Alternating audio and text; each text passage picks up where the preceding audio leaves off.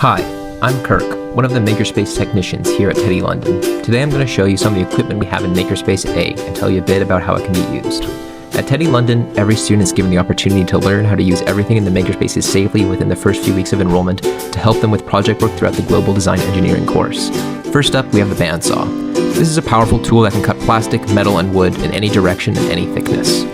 This is called a UTM, or Universal Testing Machine. As an engineer, you would use this to find out the strength and ductility of different materials with extreme precision.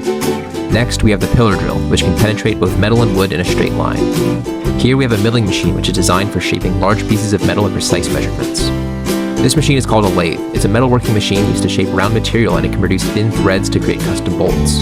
A CNC is a computer-controlled machine that can create virtual designs through reductive machining out of metal, wood, and plastic. Next up is a laser cutter. This is a computer-controlled machine that cuts or engraves into almost any material based off of electronic designs. Finally, here's one of our 3D printers, which is very useful for prototyping.